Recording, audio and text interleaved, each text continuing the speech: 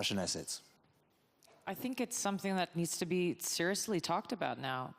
If you think about, as Stubb was saying, for Ukraine coming into this from a position of strength, we need to have Ukraine as strong as they can be in these negotiations, and this needs to be seriously considered. I also want to agree with what's being said here, that Europe needs to take the initiative. And if I just piggyback off of the initial question, I mean, I have 2 points here. The first thing is, we still need clarity about what the US is saying and what it is expecting. I feel like we're debating things in public that maybe should be discussed in some cases between actors than in the press. I'm not saying this shouldn't be an open discussion. Don't misunderstand me. But there's a lot of hot air. There's a lot of, thinking about things that are unsure. And I think we need to come out of these next few days with some more active clarity about what the US is actually saying. That doesn't mean that Europe has to wait, and hold its breath until the US says something. But let's just, make sure we're reacting to the right things. But then I also want to say, I feel it's easy to become very negative towards this relationship between the US and Europe. I think it's, not to speak poorly about the press, but it's negative news drives things, right? People want a negative spin. Listen, you can have a relationship with an ally that changes over time. It doesn't always have to be the same thing. And we're pretending like this is a new thing. Discussions about security in Europe have been taking place for a long time. There is a trigger now. Can we agree this might be an uncomfortable setting, especially because the sovereignty of a country is involved? Yes. But that doesn't mean relations with the US have to be bad. They have to be strong. Most of these countries that we're talking about are in NATO with the US. So I see there are also opportunities from this extremely difficult position when it comes to relations with the US. But on Ukraine, I completely agree. There needs to be a strong one message, as Zelensky said, from Europe, that Europe is standing with Ukraine. This is why Europe needs to be at the table to support Ukraine and in the aftermath of ceasefire. But obviously, Ukraine needs to be at the table. I'd like to give Wolfgang Ischinger the microphone. Thanks. I think this is a great panel. I like President Stubb. I've been struck and fascinated by the American idea, which you just outlined, assuming a ceasefire. What if Russia violates the ceasefire, and then the NATO membership thing as a deterrent? Like in so many other negotiating scenarios, seems to me the devil may be in the detail. Let's assume that kind of scenario presents itself. Russia surely will want to say, it's the fault of the Ukrainians. They attacked us overnight and we had to defend ourselves. And then I bet you, Alexander, there will be one NATO member or two or three who will say, we're not ready to, to vote in favor of membership because we have no parliamentary majority in favor of that. In other words, my question to you is, are you sure we're going to be able to present this as a credible deterrent? I think it's a great idea, but can we do it? No, thanks. And first of all, if I may just personally also, Wolfgang, congratulate you. I mean, what you've done and your whole team has done here for the Munich Security Conference is simply remarkable. This original idea of what I would call de facto NATO membership, but not de jure membership, is an idea that has been floated by first American senators and now the administration. So I take that idea very seriously and as a good possibility. As you said, the devil lies in the detail, but as a deterrent as such, if there would be an automatic NATO membership for Ukraine if Russia were to attack after a peace agreement, I think that's a very strong deterrent in this particular situation, and I find that idea quite appealing. I'll give the microphone here. Thank you very much indeed. Follow the Wolfgang. My name is Tobias Elwood, a former foreign minister from the United Kingdom. And I want to follow on from Natalie's point, because I was astonished to listen to the Vice President's speech yesterday. I represent the constituency for 20 years of Bournemouth East, jolly old Bournemouth, south of in the UK. I was astonished to hear of an incident mentioned in the Vice President's speech about that abortion clinic. And that's the concern I have. In that abortion clinic, that individual was pleaded with for an hour and a half to say, please leave. There's a dispersion order around this clinic here because of previous disruptions. Please leave, please leave. And he refused to leave. He wanted to be arrested. And yet it ended up in the Vice President's speech here at the Munich Security Conference. So when we ask ourselves, what direction is America going to go? And I say this as a dual national who was born in New York. I am deeply concerned that the mood here is so different from the many, many years that we've been here before, that a void is developing between where America wants to go and Europe wants to go as well. And that's very dangerous indeed. If the Vice President was absolutely to underline that message that European security needs to be upgraded, which is absolutely something we can all agree with, why didn't he pan out those details? Use this platform to say what we all need to do. Instead, he did a grand tour of the states around Europe to tell us what's wrong and say that the threat is within.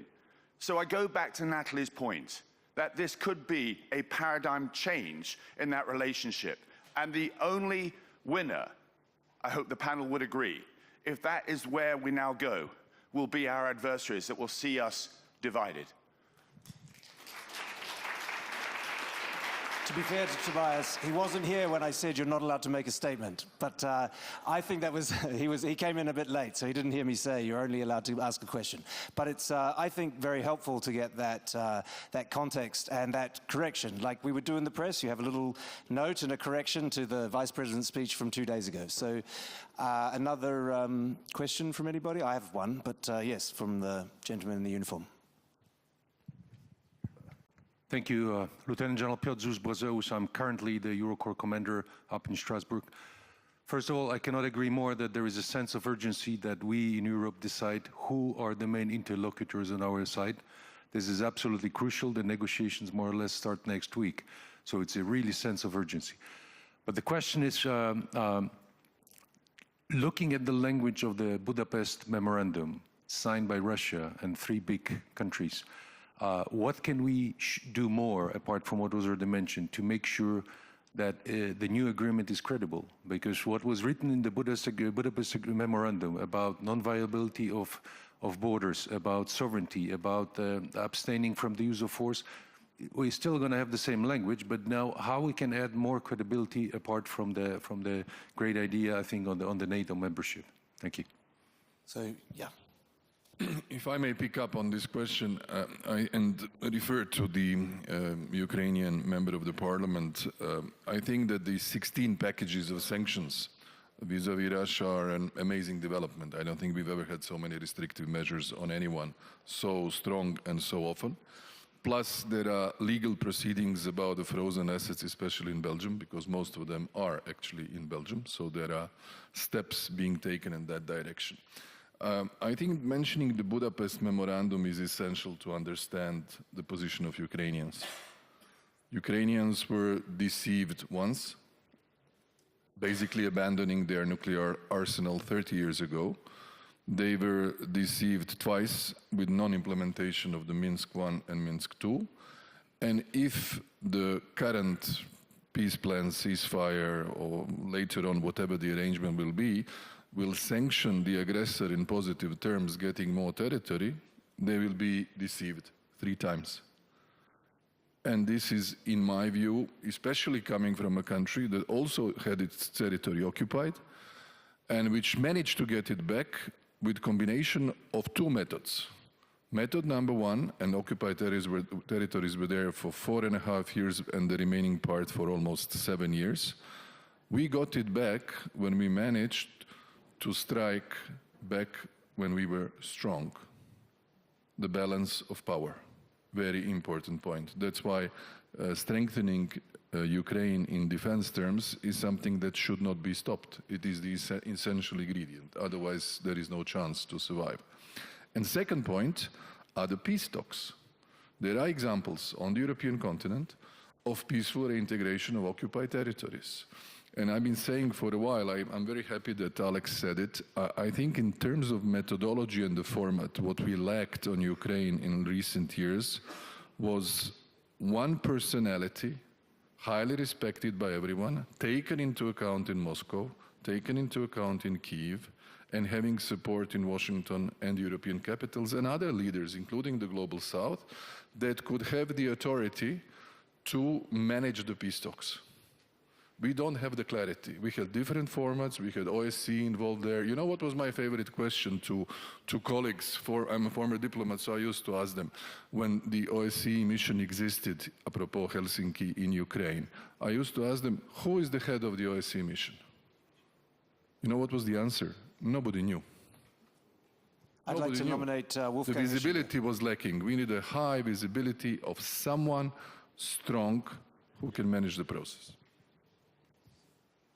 We've only got a couple of minutes left. I have a question for all of you. I've been talking to a lot of industry, particularly in Germany, but across Europe, and some of the reaction I've heard is that America has abandoned us, or is in the process of abandoning us, and we need, as Europe, to look elsewhere, and China is the solution. I'm interested to hear from whoever would like to take that one, whether you think an alternative for Europe is a much closer relationship with China.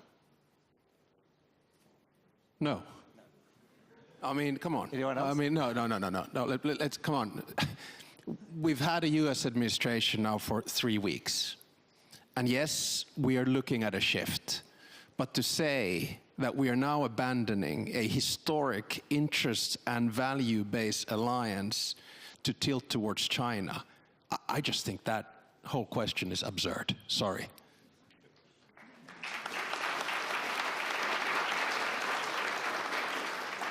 Anyone else like to weigh in on that? Well, the President of Finland just called me absurd.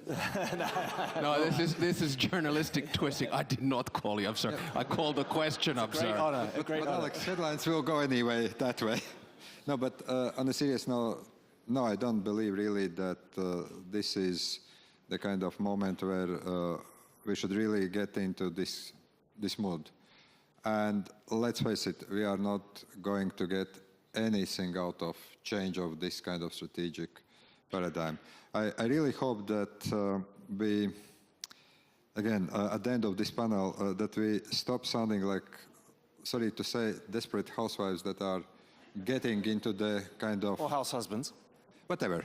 That we are getting into this kind of mode where we have not yet sorted out our own house, and we should. That we still, and I agree here, we have less than months since this administration is in the office, and indeed, taking into account with all the differences, with all what has been said about Vice President's speech or any other statements, believe me, the speech of the Chinese leader would be even much, much worse to deal with. Thank you so much to my panel. It's been a great honor to be here with you. Prime Minister, President, thank you so much. Thank you to the audience for helping me with that, and see you next year.